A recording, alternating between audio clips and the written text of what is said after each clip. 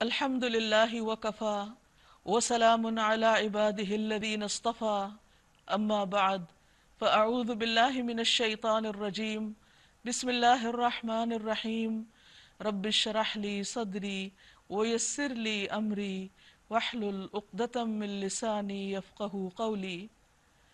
السلام علیکم ورحمۃ اللہ وبرکاتہ۔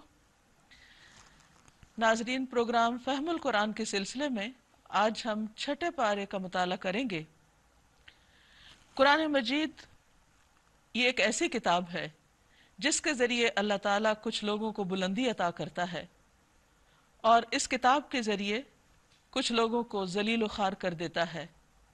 یہ صحیح مسلم کی روایت ہے۔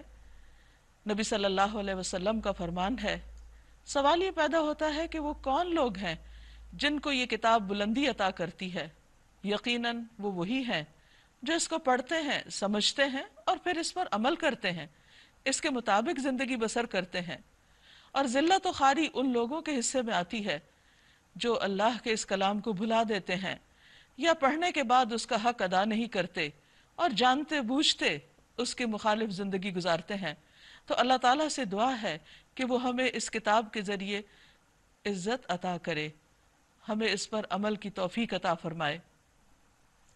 ارشاد باری تعالیٰ ہے، لا يحب اللہ الجہر بالسوء من القول الا من ظلم وکان اللہ سمیعا علیما ان تبدوا خیرا او تخفوه او تعفوا عن سوء فان اللہ کان عفوا قدیرا۔ اللہ اس کو پسند نہیں کرتا کہ آدمی بدگوئی پر زبان کھولے الا یہ کہ کسی پر ظلم کیا گیا ہو، اور اللہ سب کچھ سننے اور جاننے والا ہے۔ مظلوم ہونے کی صورت میں اگرچہ انسان بدگوئی پہ زبان کھول سکتا ہے، لیکن اگر تم ظاہر و باطن میں بھلائی ہی کیے جاؤ یا کم از کم برائی سے درگزر کرو تو اللہ کی صفت بھی یہی ہے کہ وہ بڑا معاف کرنے والا ہے، حالانکہ سزا دینے پر پوری قدرت رکھتا ہے۔ انسان کو اپنی زندگی میں مختلف حالات کا سامنا کرنا پڑتا ہے۔ بعض اوقات اس کے سامنے دوسروں کی برائیاں آتی ہیں یا پھر وہ خود کوئی غلط کام کر لیتا ہے۔ ایسی صورت میں کسی بھی برائی کو نشر کرنا، اس کو عام کرنا، اس کا بار بار ذکر کرنا، یہ ایک ناپسندیدہ فعل ہے۔ برائی ہونے کے بعد اللہ تعالیٰ ہم سے یہ چاہتے ہیں کہ اس کی پردہ پوشی کریں، کیونکہ اللہ تعالیٰ بھی لوگوں کے گناہوں کو چھپاتا ہے۔ لیکن ایک صورت ہے کہ اگر کسی شخص پر ظلم کیا گیا ہو تو اس صورت میں انسان اپنے ظلم کی کہانی، یعنی مظلوم انسان اپنے ظلم کی کہانی انصاف لینے کے لیے بیان کر سکتا ہے۔ لیکن اس پر بھی پسندیدہ بات کیا ہے کہ اس کو نشر کرنے کی بجائے اگر انسان درگزر سے کام لے اور اپنی فریاد اللہ سے کرے اور ظاہر و باطن بھلائی کرتا چلا جائے، برائی سے درگزر کرے، لوگوں کو معاف کر دے، تو اللہ تعالیٰ بھی لوگوں کو معاف کر دیتا ہے۔ اس کی صفات ہیں عفوا قدیرا، کہ وہ معاف کرنے والا، درگزر کرنے والا، قدرت رکھنے والا ہے، یعنی وہ قدرت رکھنے کے باوجود دوسروں کو معاف کر دیتا ہے۔ تو یہاں یہ بات یاد رہے کہ بری باتیں زبان سے نکالنا یا برے اعمال کو دوسروں کے سامنے کھلے کھلے کرنا یا چھپ کر کرنے کے بعد ظاہر کرنا، خواہ وہ انسان کا اپنا عمل ہی کیوں نہ ہو، اللہ تعالیٰ کو پسند نہیں۔ ایک حدیث میں آتا ہے کہ اللہ تعالیٰ اگر کسی انسان کے عیب پر پردہ ڈالتا ہے اور پھر انسان اس کو سب کے سامنے بیان کرتا ہے تو وہ اللہ تعالیٰ کی ناراضگی کا سبب بنتا ہے۔ رسول اللہ صلی اللہ علیہ وسلم نے فرمایا، میری تمام امت کو معاف کیا جائے گا سوائے گناہوں کو کھلم کھلا کرنے والوں کے، اور گناہوں کو کھلم کھلا کرنے میں یہ بھی شامل ہے کہ ایک شخص رات کو کوئی گناہ کرے اور اللہ اس کے گناہ کو چھپا دے، مگر صبح ہونے پر وہ کہنے لگے کہ اے فلاں، میں نے کل رات فلاں فلاں برا کام کیا تھا۔ رات گزر گئی تھی اور اس کے رب نے اس کا گناہ چھپائے رکھا، لیکن جب صبح ہوئی تو وہ خود اللہ کے پردے کو کھولنے لگا۔ ان الذين يكفرون بالله ورسله ويريدون ان يفرقوا بين الله ورسله جو لوگ اللہ اور اس کے رسولوں سے کفر کرتے ہیں اور چاہتے ہیں کہ اللہ اور اس کے رسولوں کے درمیان تفریق کریں اور کہتے ہیں کہ ہم کسی کو مانیں گے اور کسی کو نہ مانیں گے اور کفر اور ایمان کے بیچ میں ایک راہ نکالنے کا ارادہ رکھتے ہیں، وہ سب پکے کافر ہیں، اور ایسے کافروں کے لیے ہم نے وہ سزا مہیا کر رکھی ہے جو انہیں ذلیل و خوار کر دینے والی ہوگی۔ ایمان کا تقاضا یہ ہے کہ انسان تمام پیغمبروں کو مانے۔ مکہ کے لوگ حضرت ابراہیم کو مانتے تھے لیکن موسیٰ اور عیسیٰ علیہ السلام کو نہ مانتے۔ یہود موسیٰ علیہ السلام کو مانتے لیکن عیسیٰ علیہ السلام کا انکار کرتے۔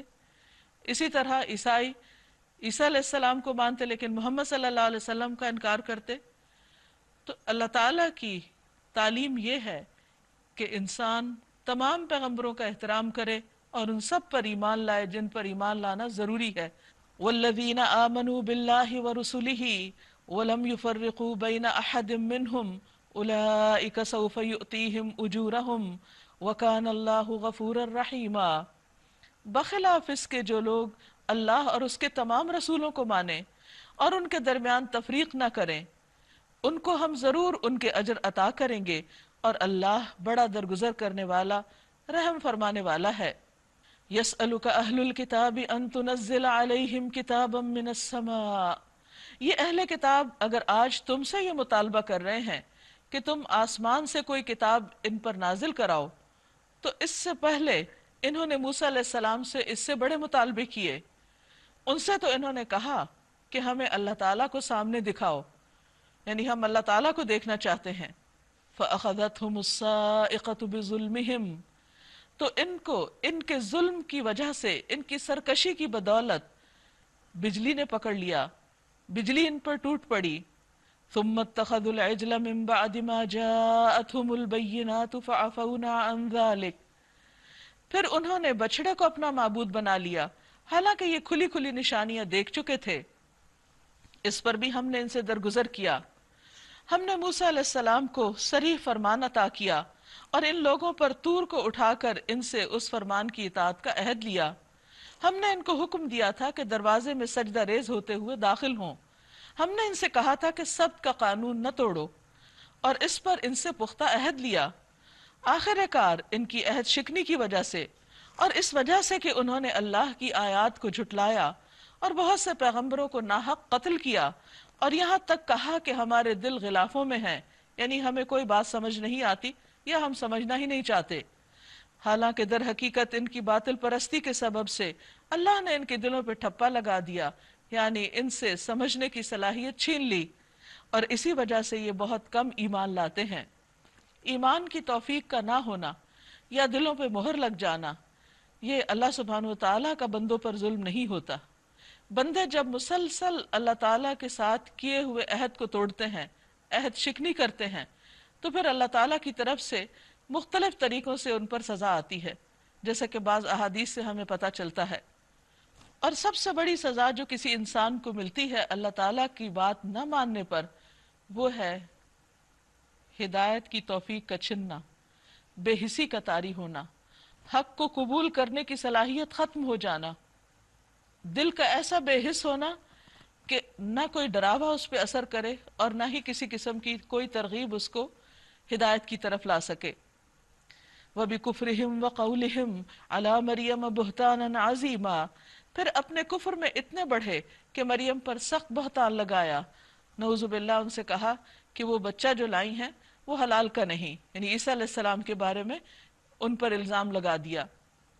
کیونکہ جب انسان کا دل بے حس ہو جاتا ہے اور اللہ تعالیٰ کی لعنت اس شخص پر ہوتی ہے تو پھر وہ بڑی سے بڑی بات کرتے ہوئے بھی جھجکتا نہیں، شرماتا نہیں، بڑے سے بڑا جھوٹ بولتے وقت بھی وہ ڈرتا نہیں۔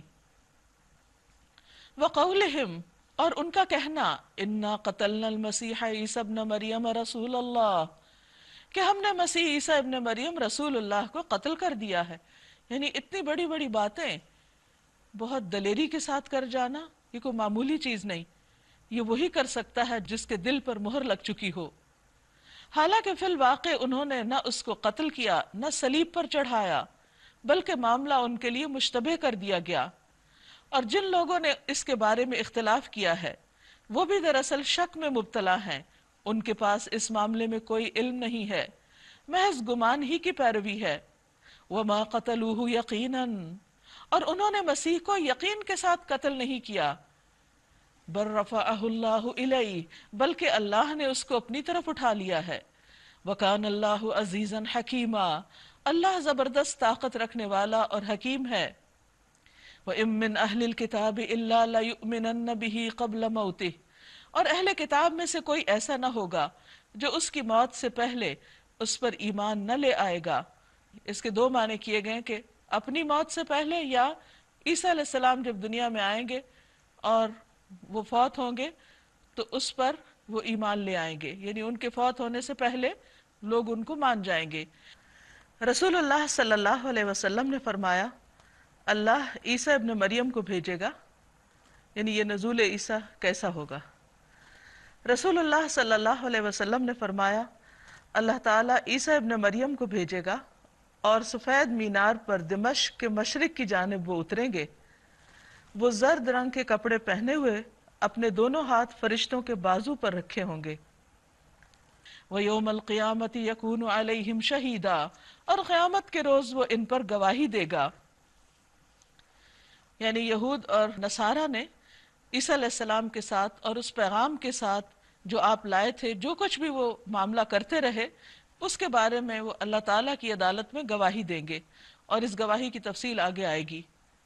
فَبِظُلْمٍ مِّنَ الَّذِينَ هَادُوا حَرَّمْنَا عَلَيْهِمْ طَيِّبَاتٍ أُحِلَّتْ لَهُمْ، غرض ان یہودی بن جانے والوں کے اسی ظالمانہ رویے کی بنا پر، اور اس بنا پر کہ یہ بکثرت اللہ کے راستے سے روکتے ہیں اور سود لیتے ہیں جس سے انہیں منع کیا گیا تھا، اور لوگوں کے مال ناجائز طریقوں سے کھاتے ہیں، ہم نے بہت سی وہ پاک چیزیں ان پر حرام کر دی جو پہلے ان کے لیے حلال تھیں۔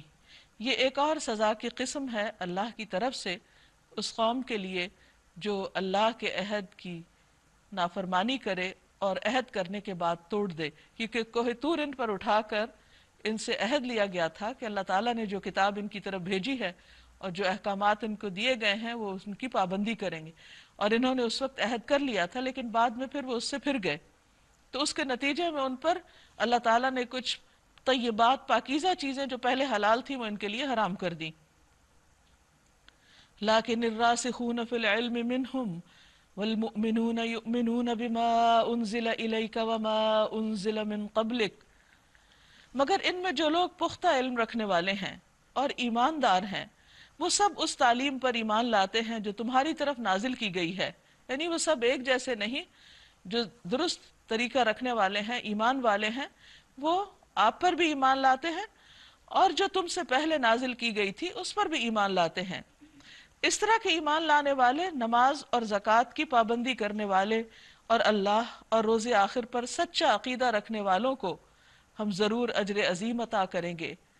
یعنی یہاں بھی ہم دیکھتے ہیں کہ صرف زبانی ایمان کی بات نہیں بلکہ اس کے ساتھ ساتھ عمل کی بات بھی ہے، اور انسان جب ایمان لا کر عمل کرتا ہے، اور خصوصاً یہاں دو عبادات کا ذکر کیا گیا ہے، تو اس پر اللہ تعالیٰ کی طرف سے اجر عظیم کا وعدہ ہے۔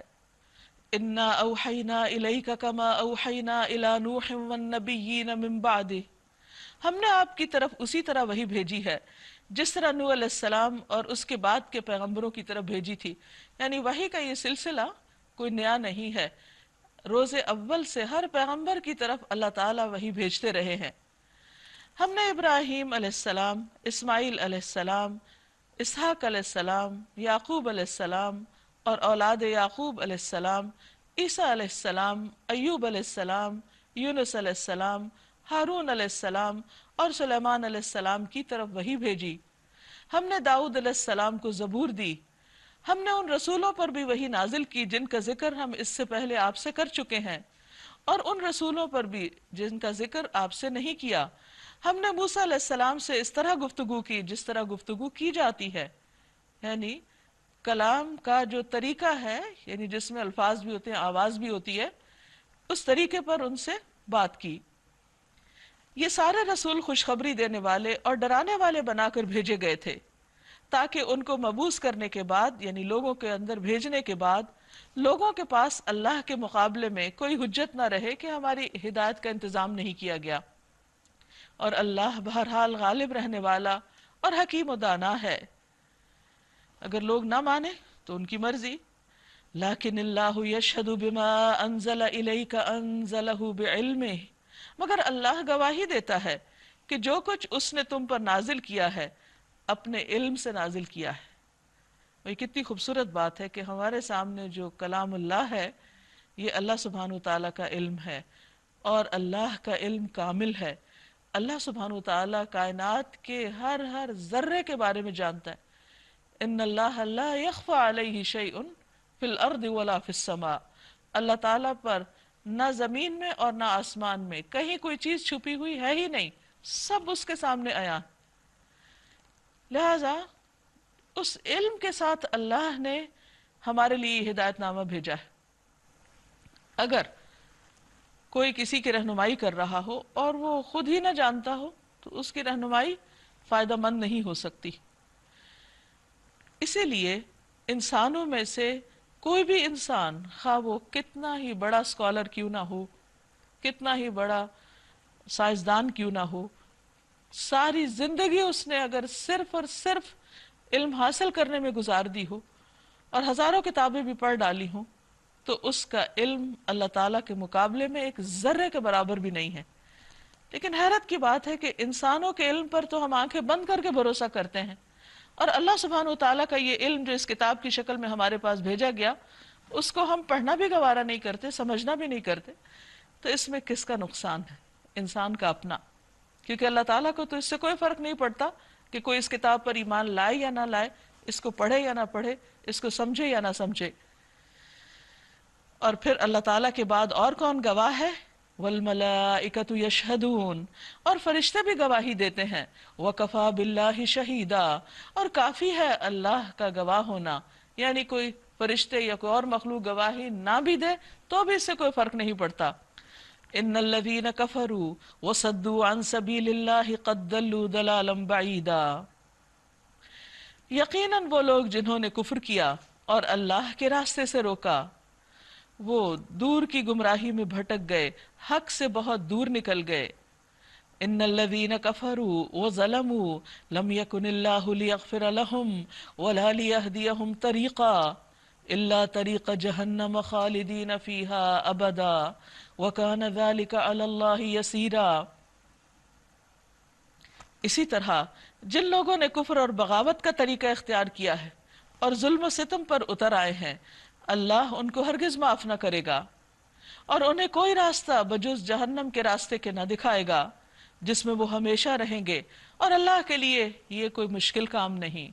یعنی جو بھی کفر اور ظلم کا طریقہ اختیار کرے گا وہ یہ سب کچھ ایک خاص وقت تک تو کر سکتا ہے دنیا میں، لیکن جب اس کی مہلت ختم ہو جائے گی، آزادی ختم ہو جائے گی، تو پھر جس طرح اس کی پکڑ ہوگی اس کے لیے بھاگنا اور اللہ کی قدرت سے باہر نکلنا ممکن نہ ہوگا۔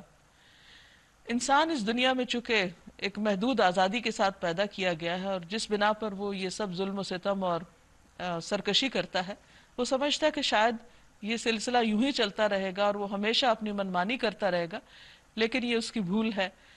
ہر ظلم کرنے والا اور ہر اللہ کی نافرمانی کرنے والا انسان اس بات کو اچھی طرح سمجھ لے کہ اس کی مہلت بہت تھوڑی ہے، لیکن اس کے بعد جو انجام ہے وہ بہت ہولناک اور بھیانک ہے۔ پھر فرمایا یا ایھا الناس، اے لوگو، قد جاءکم الرسول بالحق من ربکم فآمنوا خیرا لکم، لوگو یہ رسول تمہارے پاس تمہارے رب کی طرف سے حق لے کر آیا ہے، ایمان لے آؤ۔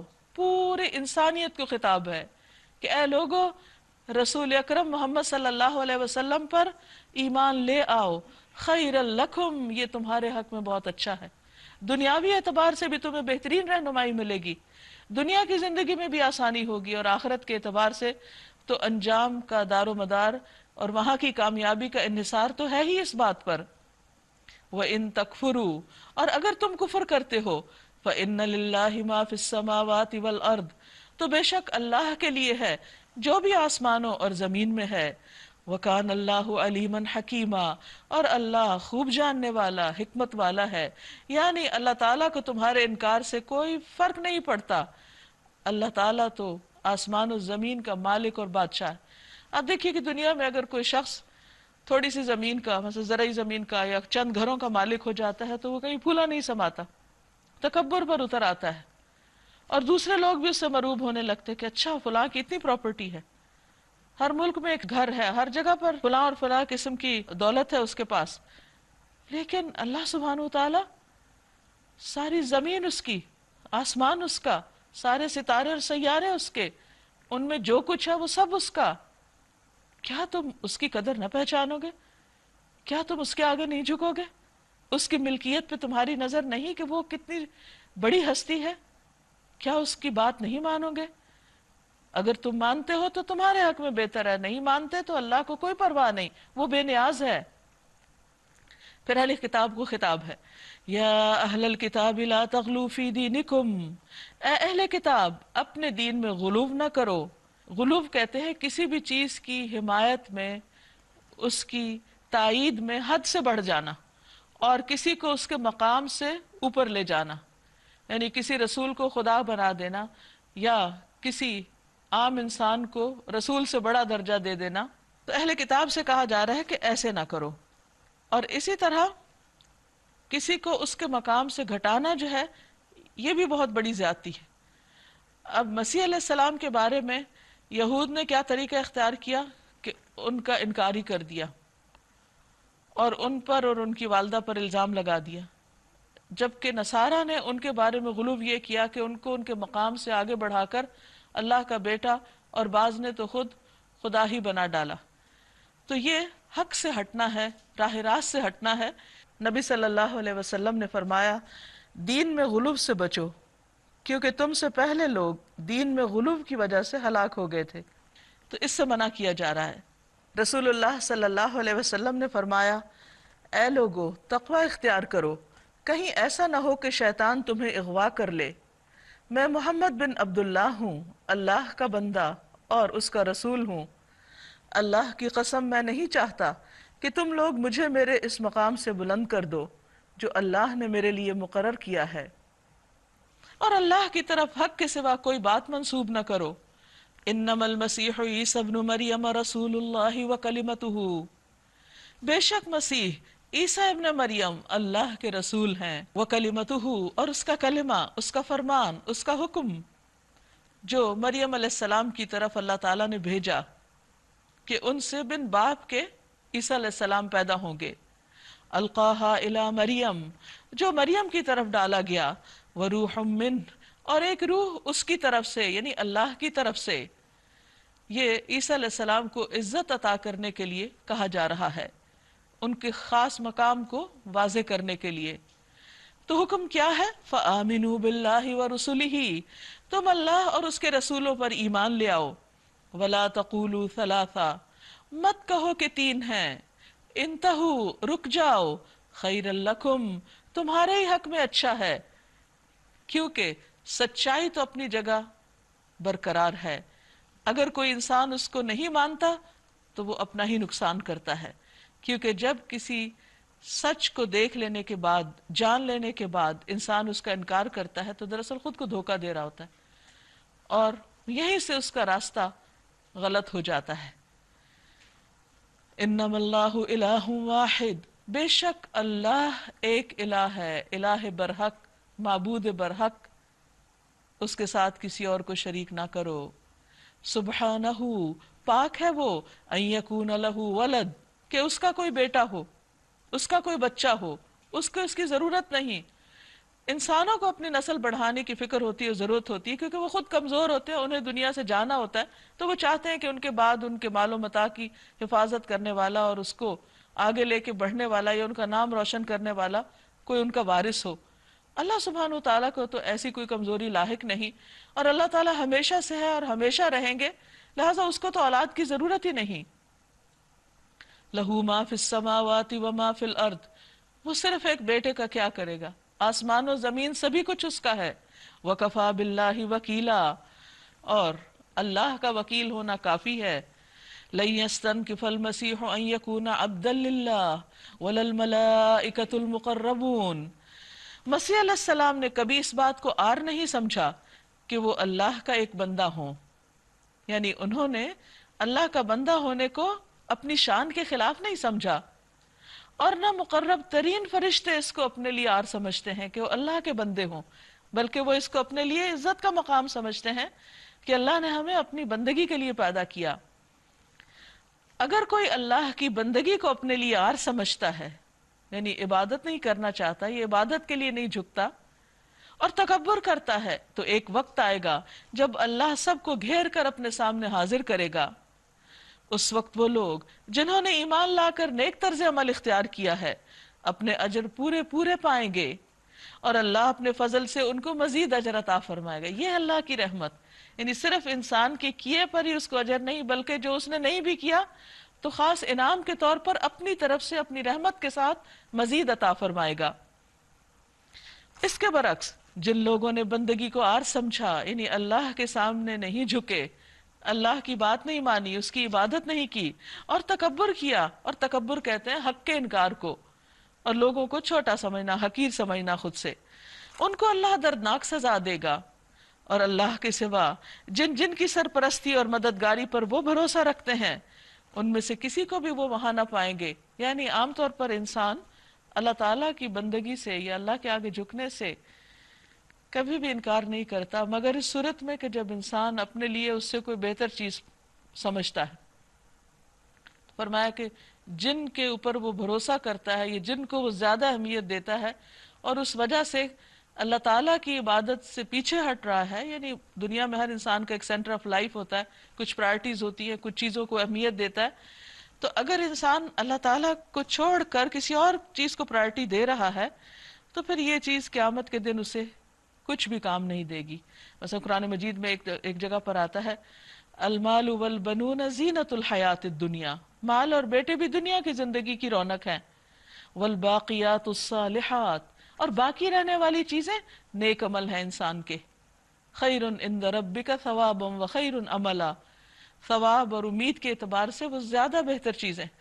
تو جب انسان اللہ کو چھوڑ کر کسی بھی چیز میں کھو جاتا ہے یا کسی بھی چیز کو اپنا سہارا سمجھ لیتا ہے، یا اللہ تعالیٰ کی عبادت کے لیے انسان کے اندر جو ایک ضرورت اور ایک تڑپ ہے، اس ویکیوم کو وہ کسی اور چیز کے ساتھ پر کرنے کی کوشش کرتا ہے، تو الٹیمیٹلی اللہ کے ہاں جا کر اس کو وہ چیز فائدہ نہ دے گی۔ یعنی دنیا میں اگر کوئی چیز وقتی طور پہ اس کو لگ بھی رہی ہے کہ اس کو بہت اس سے خوشی ملتی ہے یا سکون ملتا ہے، لیکن اللہ کے ہاں جا کر ایسی کوئی چیز انسان کا سہارا نہیں بنے گی۔ یا ایہا الناس، اب سب انسانوں سے خطاب ہے، اے لوگو، قد جاءکم برہان من ربکم، لوگو تمہارے پاس تمہارے رب کی طرف سے دلیل روشن آ گئی ہے، اور ہم نے تمہاری طرف ایسی روشنی بھیج دی ہے جو تمہیں صاف صاف راستہ دکھانے والی ہے۔ فَأَمَّا الَّذِينَ آمَنُوا بِاللَّهِ وَاعْتَصَمُوا بِهِ فَسَيُدْخِلُهُمْ فِي رَحْمَةٍ مِّنْهُ وَفَضْلٍ وَيَهْدِيهِمْ إِلَيْهِ صِرَاطًا مُسْتَقِيمًا۔ اب جو لوگ اللہ کی بات مان لیں گے اور اس کی پناہ ڈھونڈیں گے، اللہ کو مضبوطی سے تھام لیں گے، اللہ تعالیٰ سے اپنا کنیکشن مضبوط کریں گے، ان کو اللہ اپنی رحمت اور اپنے فضل و کرم کے دامن میں لے لے گا۔ یعنی اللہ کا فضل پانے کے لیے کیا ضروری ہے کہ انسان سب سے بڑھ کر اللہ سے محبت کرتا ہو اور ہر حال میں، ہر مشکل میں، ہر تکلیف میں، ہر دکھ میں اللہ ہی کی طرف رجوع کرنے والا ہو۔ تو ایسے لوگوں کے لیے اللہ تعالیٰ کی رحمت کا دامن وسیع ہے اور وہ اپنی طرف آنے کا سیدھا راستہ ان کو دکھا دے گا۔ تو اسے یہ بھی پتہ چلتا ہے کہ جو لوگ اللہ کی طرف بڑھتے ہیں، اللہ تعالیٰ ان پر اپنی طرف آنے کے راستے آسان کرتا چلا جاتا ہے۔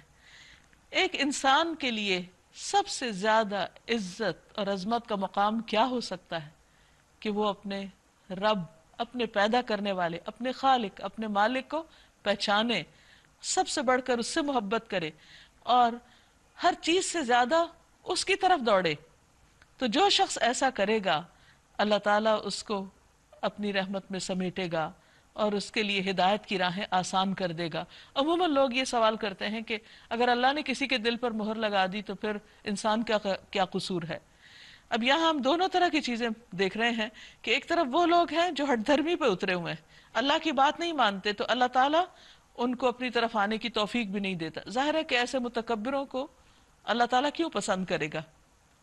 کہ جو اپنی انا، اپنی خواہشات، اپنی مرضی کو اللہ کی مرضی پہ مقدم رکھتے ہیں۔ دوسری طرف وہ لوگ ہیں کہ جو اللہ سبحانہ وتعالیٰ کی طرف لپکتے ہیں، ہر ہر آن اس کی طرف رجوع کرتے ہیں، تو اللہ تعالیٰ ان کے لیے ہدایت کے راستے بھی آسان کر دیتا ہے۔ اللہ تعالیٰ کا یہ وعدہ ہے وَالَّذِينَ جَاهَدُوا فِينَا لَنَهْدِيَنَّهُمْ سُبُلَنَا، وہ لوگ جو ہمارے راستے میں جد و جہد کریں گے، کوشش کریں گے، ہم اپنا راستہ ان کو ضرور دکھائیں گے۔ پھر سورت کے اختتام پر، چونکہ سورت النساء ہے، آخری آیت بھی انہی احکامات سے متعلق ہے جو ابتداء میں آئے تھے۔ يَسْتَفْتُونَكَ قُلِ اللَّهُ يُفْتِيكُمْ فِي الْكَلَالَةِ، لوگ تم سے کلالہ کے معاملے میں فتویٰ پوچھتے ہیں، کہو اللہ تمہیں فتویٰ دیتا ہے، اگر کوئی شخص بے اولاد مر جائے اور اس کی ایک بہن ہو تو وہ اس کے ترکے میں سے نصف پائے گی، آدھا اس کا ہوگا، اور اگر بہن بے اولاد مرے تو بھائی اس کا وارث ہوگا، سب اس کو مل جائے گا۔ اگر میت کی وارث دو بہنیں ہوں تو وہ ترکے میں سے 2/3 2/3 کی حقدار ہوں گی، اور اگر کئی بھائی بہنیں ہوں تو عورتوں کو 1 اور مردوں کو 2 حصے ملیں گے۔ اللہ تمہارے لیے احکامات کی وضاحت کرتا ہے تاکہ تم بھٹکتے نہ پھرو، اور اللہ ہر چیز کا علم رکھتا ہے۔ یعنی اللہ تعالیٰ کے اس فیصلے پر بھی خوشی کا اظہار کرنا اور اپنے دل میں کوئی تنگی محسوس نہ کرنا، یہ ایمان کا حصہ ہے، کیونکہ اللہ نے یہ حکم اپنے علم کے ساتھ اتارا ہے کہ کس موقع پر کس کو کتنا ملنا چاہیے، کیونکہ وہ تمام چیزوں کو دیکھتے ہوئے فیصلہ کرتا ہے۔ ہم انسان صرف اپنے حقوق کے بارے میں سوچتے ہیں، صرف وقتی سچویشن کو سامنے رکھ کر فیصلے چاہتے ہیں، جبکہ اللہ تعالیٰ ایک وسیع چیز کو سامنے رکھ کر فیصلہ کرتا ہے، اور اللہ ہی کا فیصلہ بہترین ہے اور اس کو خوشی سے قبول کرنا چاہیے۔ سورۃ المائدہ مدنی سورت ہے۔ بسم اللہ الرحمن الرحیم، شروع اللہ کے نام سے جو بے انتہا مہربان نہایت رحم فرمانے والا ہے۔ یا ایہا الذین آمنوا اوفوا بالعقود، اے لوگو جو ایمان لائے ہو، عقود بندشوں کی، عہدوں کی پوری پوری پابندی کرو، کیونکہ عہد شکنی انسان کے حق میں سخت نقصان دہ ہوتی ہے۔ جب کوئی قوم اللہ سے کیے ہوئے عہد کو توڑ دیتی ہے تو اس پر فقر و فاقہ مسلط ہو جاتا ہے۔ نبی صلی اللہ علیہ وسلم نے فرمایا، جو قوم عہد شکنی کرتی ہے اس میں قتل و غارت پھیل جاتا ہے۔ اس لیے انسان اللہ تعالیٰ کے ساتھ عہد الست میں جو منسلک ہے اس عہد کو بھی پورا کرنا چاہیے، اور اسی طرح اللہ کا نام لے کر جب بندوں سے عہد کرتا ہے تو اس عہد کی بھی پاسداری کرنی چاہیے۔ رسول اللہ صلی اللہ علیہ وسلم نے فرمایا، جو قوم عہد شکنی کرتی ہے اس پر دشمن کو مسلط کر دیا جاتا ہے۔ احلت لکم بہیمۃ الانعام الا ما یتلی علیکم، تمہارے لیے مویشی قسم کے سب جانور حلال کیے گئے، بھیڑ، بکری، گائے، اونٹ، سوائے ان کے جو آگے چل کر تم کو بتائے جائیں گے، لیکن احرام کی حالت میں شکار کو اپنے لیے حلال نہ کر لو، کیونکہ احرام ایک خاص سٹیٹ ہے، اللہ کے گھر جانے کے لیے ایک خاص یونیفارم ہے، یا ایک خاص ڈریس ہے، یا ایک خاص حالت ہے انسان کی جس میں انسان اللہ کے گھر جانے کا ارادہ کرتا ہے۔ تو اس موقع پر کچھ پابندیاں جو عائد کی گئی ہیں ان کی نگرانی کرنی چاہیے اور ان کو نبھانا چاہیے، اور اس میں سے ایک پابندی کیا ہے کہ احرام کی حالت میں شکار نہ کیا جائے، جو کہ عام حالات میں حلال ہے۔ جیسے روزے کی حالت میں حلال کھانا منع کر دیا جاتا ہے، اسی طرح احرام کی حالت میں کچھ مخصوص کام منع کر دیے جاتے ہیں کہ وہ نہیں کرو۔ اور اس میں اصل حکمت کیا ہے؟ اللہ کی اطاعت، یعنی ایک اطاعت کا ٹیسٹ ہوتا ہے کہ بندہ اللہ کی بات مانتا ہے یا نہیں مانتا۔ ان اللہ یحکم ما یرید، اگر کوئی کہے کہ ایسا کیوں، تو جواب یہ ہے کہ بے شک اللہ جو چاہتا ہے حکم دیتا ہے۔ انسان کون ہے جو کہے کہ کیوں حکم دیا؟ ہاں، اگر کسی چیز کی حکمت سمجھنا چاہتا ہے تو ضرور سمجھے، مگر اعتراض کے لیے نہیں، کیونکہ واللہ یعلم وانتم لا تعلمون، اللہ جانتا ہے اور تم نہیں جانتے۔ یا ایہا الذین آمنوا، اے لوگو جو ایمان لائے ہو، خدا پرستی کی نشانیوں کو، اللہ کے شعائر کو بے حرمت نہ کرو، ان کی تعظیم کرو، نہ حرام مہینوں میں سے کسی کو حلال کر لو، نہ قربانی کے جانوروں پر دست درازی کرو، نہ ان جانوروں پر ہاتھ ڈالو جن کی گردنوں میں نظر خداوندی کی علامت کے طور پر پٹے پڑے ہوئے ہوں، یعنی جو حرم کی طرف لے جائے جا رہے ہوں۔ نہ ان لوگوں کو چھیڑو جو اپنے رب کے فضل اور اس کی خوشنودی کی تلاش میں مکان محترم کعبہ کی طرف جا رہے ہوں۔ ہاں، جب احرام کی حالت ختم ہو جائے تو تم شکار کر سکتے ہو۔ اور دیکھو، ایک گروہ نے جو تمہارے لیے مسجد حرام کا راستہ بند کر دیا ہے، یعنی مکہ والوں نے مسلمانوں کے لیے، اور خصوصاً عمرہ حدیبیہ کے موقع پر ان کو مکہ میں داخل ہونے کی اجازت نہیں دی تھی، تو اس پر مسلمانوں کے اندر ایک بہت غصہ اور غم تھا۔ تو اس کے بارے میں فرمایا کہ وہ جو راستہ انہوں نے بند کر دیا، تو اس پر تمہارا غصہ تمہیں اتنا مشتعل نہ کر دے کہ تم بھی ان کے مقابلے میں ناروا زیادتیاں کرنے لگو۔ یہ ہے دین کی تعلیم، کتنی خوبصورت تعلیم۔ یعنی مسلمانوں کا حق تھا، پورے عرب کا حق تھا کہ وہ جب چاہیں اللہ کے گھر کی زیارت کریں، کیونکہ اللہ کا گھر سب کے لیے، لیکن مسلمانوں کے دشمنوں نے ان پر اس گھر کا راستہ بند کر دیا۔ یہ موقع بہت اشتعال انگیز تھا، بہت جذباتیت والا تھا، لیکن اس میں بھی مسلمانوں کو صبر کی تلقین کی گئی اور فرمایا کہ اب بھی عدل و انصاف سے کام لینا ہے۔ کسی کے ساتھ ناراضگی ہو سکتی ہے، کسی کے ساتھ کوئی اختلافات ہو سکتے ہیں، کلیشز ہو سکتے ہیں، لیکن ہمیشہ انسان اللہ سے ڈرتا رہے اور اختلاف کے موقع پر حد سے نہ بڑھے، کسی پر ظلم نہ کرے، کیونکہ دشمن پر بھی ظلم کرنا اللہ تعالیٰ کو پسند نہیں۔ وَتَعَاوَنُوا عَلَى الْبِرِّ وَالتَّقْوَى، جو کام نیکی اور خدا ترسی کے ہیں ان میں سب سے تعاون کرو، سب کا ساتھ دو، کوئی بھی خیر کی بات لے کر اٹھے تو اس کی مدد کرو، اور جو گناہ اور زیادتی کے کام ہیں ان میں سے کسی سے بھی تعاون نہیں کرو، خواہ وہ تمہارے اپنے بہن بھائی کیوں نہ کر رہے ہوں۔ اللہ سے ڈرو، اس کی سزا بہت سخت ہے۔ حرمت علیکم المیتۃ والدم ولحم الخنزیر وما اہل لغیر اللہ بہ، تم پر حرام کیا گیا مردار، خون، سور کا گوشت، وہ جانور جو اللہ کے سوا کسی اور کے نام پر ذبح کیا گیا ہو، یعنی کسی اور کی خوشنودی کے لیے، کسی اور کی تعظیم کے لیے، وہ جو گلا گھٹ کر یا چوٹ کھا کر یا بلندی سے گر کر یا ٹکر کھا کر مرا ہو، یا جسے کسی درندے نے پھاڑا ہو، سوائے اس کے جسے تم نے زندہ پا کر ذبح کر لیا۔ تو یہ تمام چیزیں حرام ہیں سوائے اس کے کہ جو مسنون طریقے سے حلال کیا گیا ہو، ذبح کیا گیا ہو۔ اور کیا حرام ہے؟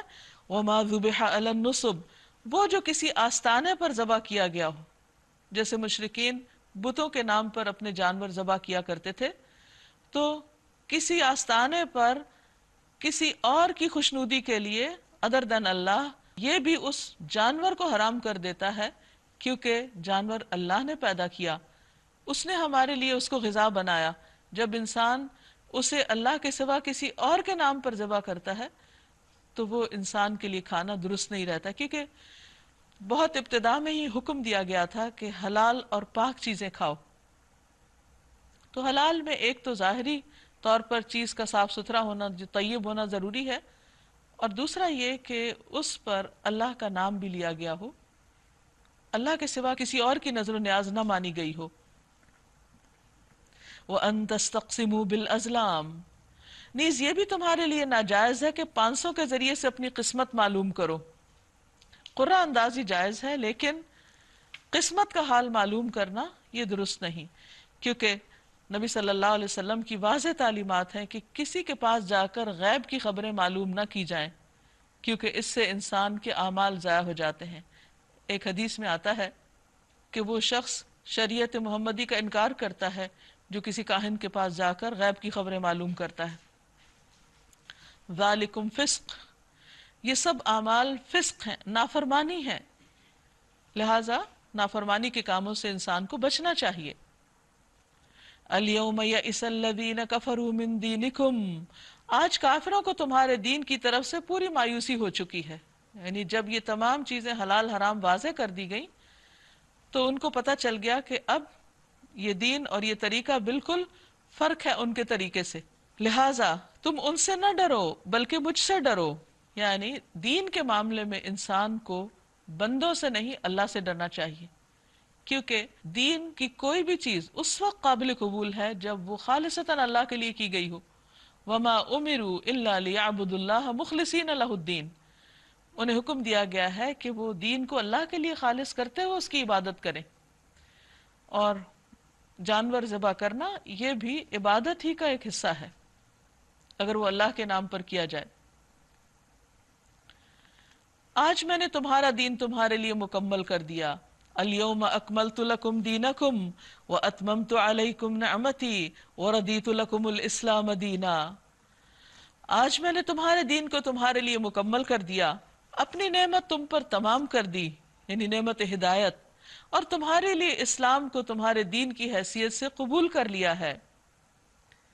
لہٰذا ہمیں بھی اس دین پر راضی ہو جانا چاہیے، مطمئن رہنا چاہیے، اور جو کچھ اس کے اندر ہے اس کی پابندی کرنی چاہیے، اور اس سے آگے خود ساختہ دین نہیں بنانا چاہیے.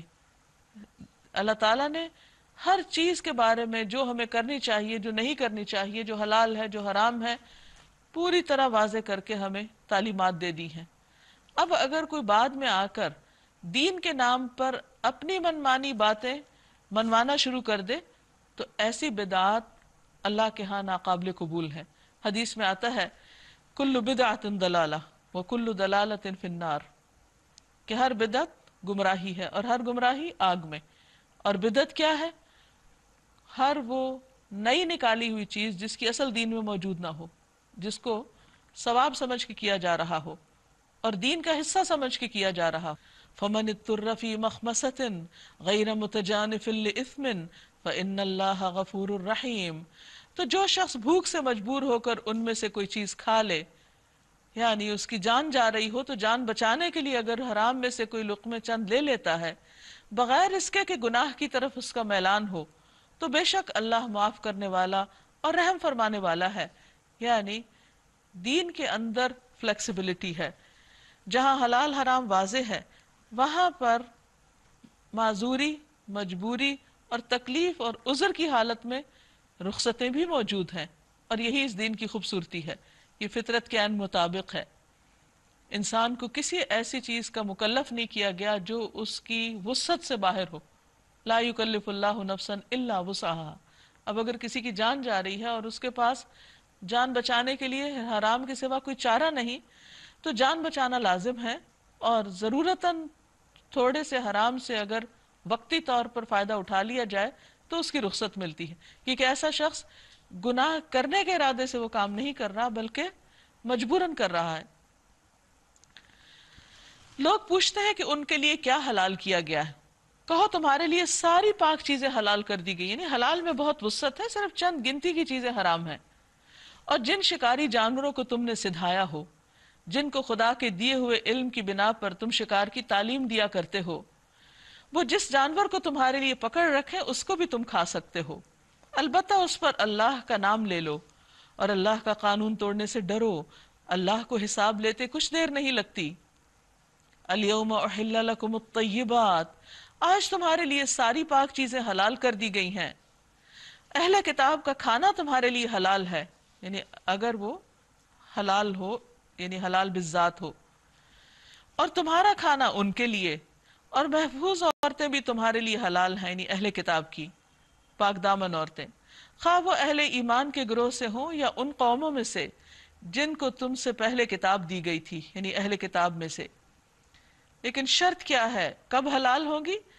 تم ان کے مہر ادا کر کے نکاح میں ان کے محافظ بنو، نہ یہ کہ آزاد شہوت رانی کرنے لگو یا چوری چھپے دوستیاں کرو، آشنائیاں کرو. یہ چیز حرام ہے، یہ چیز ناپسندیدہ ہے.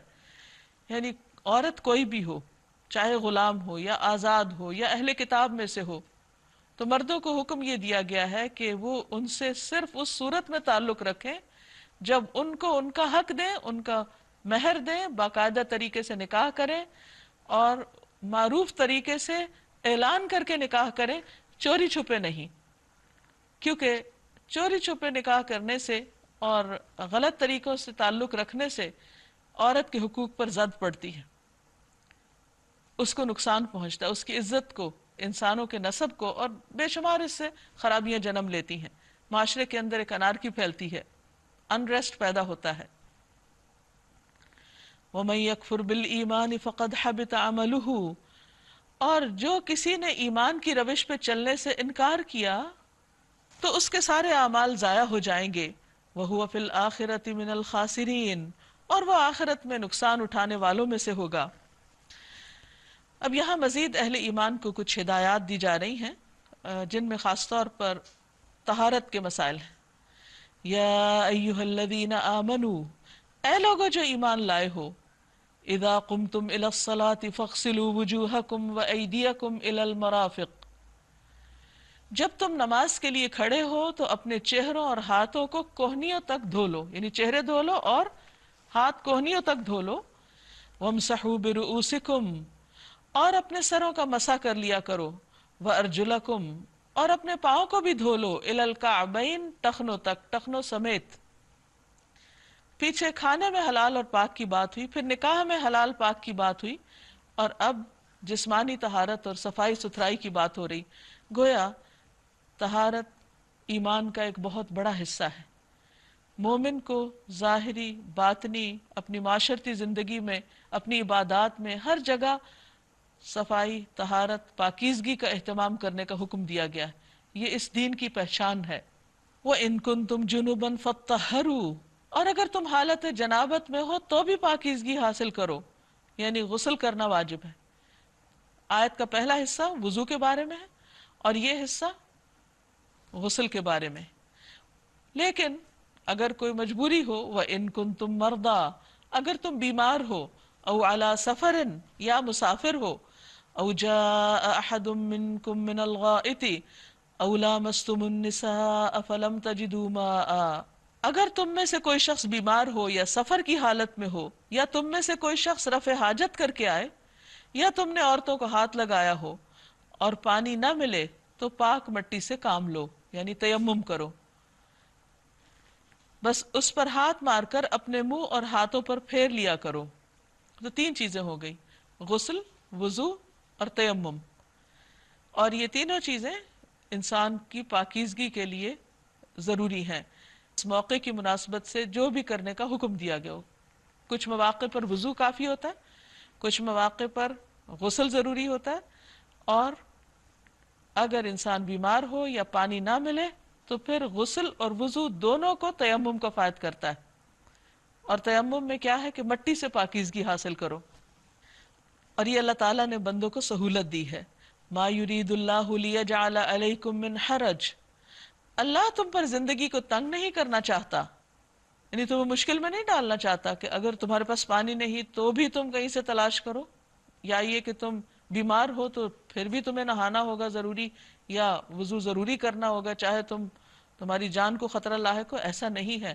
اسلام میں ایسی شدت پسندی نہیں اور نہ ہی ایسے ظلم کا حکم دیا گیا ہے، بلکہ بندوں کو رخصت دی گئی. اور یہ رخصت ہم دیکھتے ہیں کہ ہر جگہ پر ہے. مثلا حرام کھانے کی تفصیل بتانے کے بعد جب اس سے روکا گیا تو مجبوری کی حالت میں اس کے بھی چند لقموں کی اجازت دے دی گئی.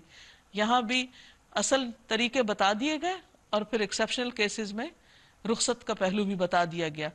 اور یہی ہمارے دین کا اعتدال اور خوبصورتی ہے کہ اس میں کوئی بھی ایسی چیز نہیں جو انسان کے بس سے باہر ہو یا انسان کے لیے مشکل کرتی ہو.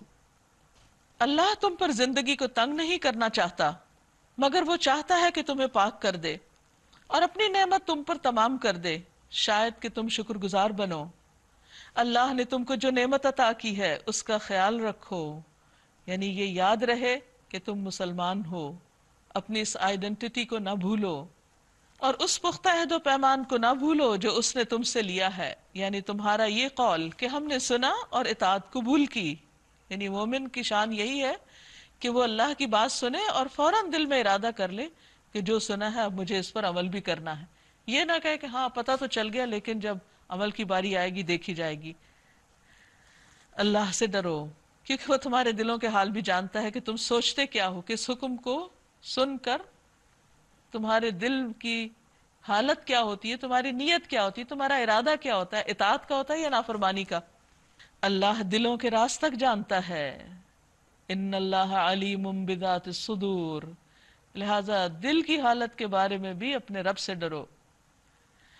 یا ایہا الذین آمنوا، پھر ایمان والوں کو خطاب ہے، اے لوگو جو ایمان لے آئے ہو. اللہ کی خاطر راستی پر قائم رہنے والے اور انصاف کی گواہی دینے والے بنو، یعنی عدل و انصاف سے کام لو، کیونکہ عدل و انصاف کرنے والے اللہ کے محبوب ہیں، قیامت کے دن نور کے ممبروں پر ہوں گے۔ کسی گروہ کی دشمنی تم کو اتنا مشتعل نہ کر دے کہ انصاف سے پھر جاؤ، یعنی عام روزمرہ زندگی ہو یا پھر اجتماعی زندگی، قومی زندگی، کہیں پر بھی اختلاف ہو، عداوت ہو جائے کسی سے، تو بھی انسان کے لیے کیا لازم ہے کہ انصاف سے کام لے۔ کسی بھی گروہ، کسی بھی قوم